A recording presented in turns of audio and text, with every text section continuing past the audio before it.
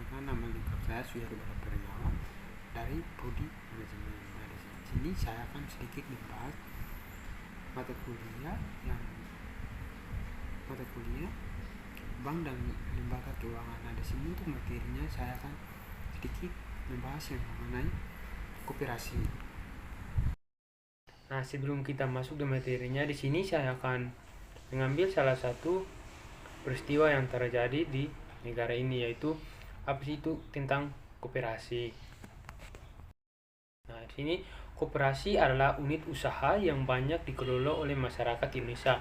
Lantas apa sebenarnya koperasi itu? Nah, pada umumnya koperasi itu adalah di mana kita sistem pinjam atau mengutang di bank dan di kemudian hari kita membayarnya, atau kita bisa membayarnya itu setiap bulan ataupun setiap minggu.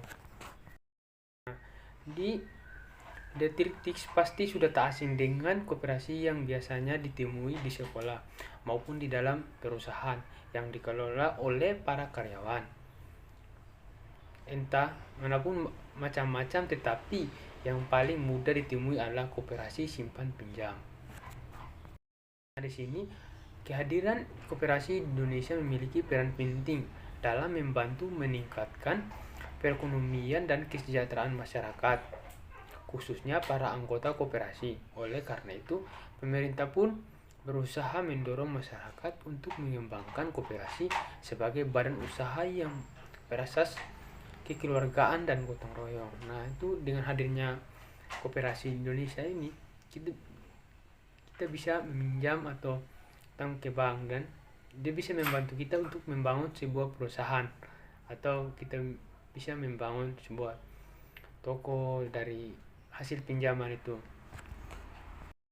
Di sini dapat kita lihat pengertian koperasi merujuk pada Undang-Undang Nomor 25 Tahun 1992 tentang perkoperasian. Pengertian koperasi adalah badan usaha yang mengelola perorangan atau badan hukum koperasi yang melandaskan kegiatan berdasarkan prinsip koperasi. Sini ada jenis dan contoh koperasi. Ada dua bentuk atau jenis koperasi bersamaan yang anggotanya dalam itu perkoperasian.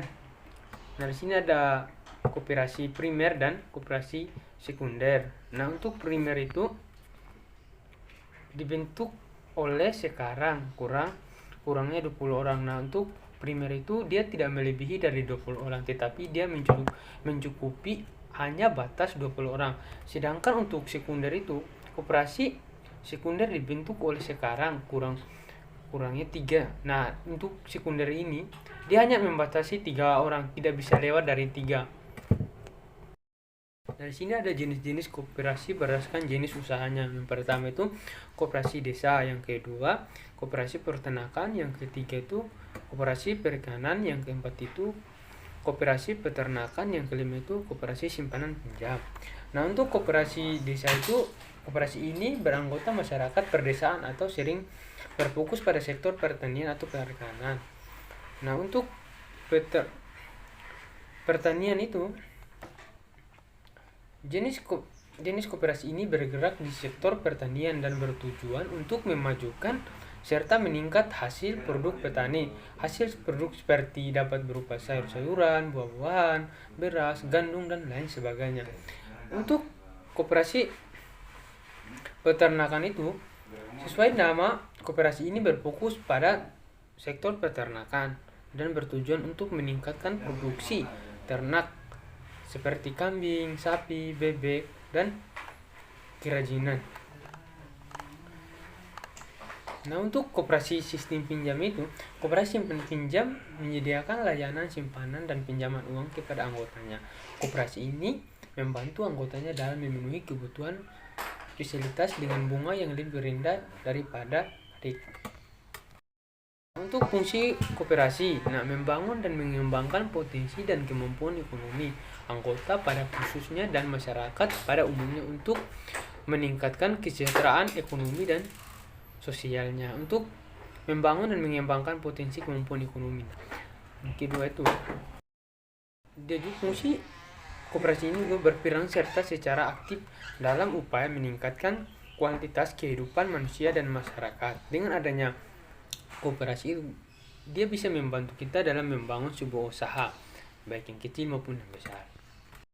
Ini dapat memperkukuhkan perekonomian rakyat sebagai dasar kekuatan dan ketahanan perekonomian nasional dengan koperasi sebagai guru utamanya.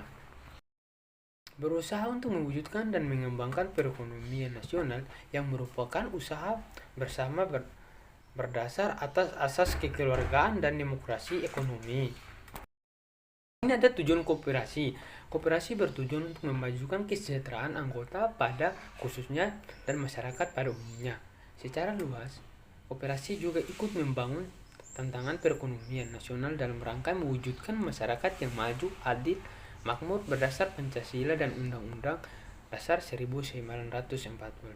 Nah, ini koperasi ini juga dia bisa membangun perekonomian kita yang awalnya kita nggak bisa. Karena adanya koperasi kita bisa meminjam ke bank, ataupun sebaliknya, atau orang-orang yang bekerja di koperasi menawarkan kita untuk bisa meminjam, dan sebaliknya juga kita setiap minggu akan membayar, ataupun bisa juga setiap bulan kita membayar.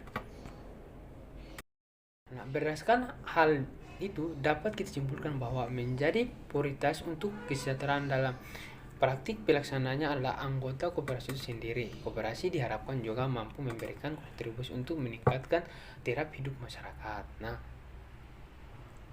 koperasi juga harus diharapkan dan mampu memberikan kontribusi. Nah, koperasi juga itu harus bisa menawarkan kita dengan adanya koperasi, menawarkan dengan harga murah dan bisa membayar setiap minggu, setiap bulan dengan harga yang terjangkau ataupun dengan harga yang murah. Sekian dan terima kasih dari video pembahasan saya mengenai koperasi. Mohon maaf jika ada tutur kata yang salah atau salah mengucapkan. Terima kasih.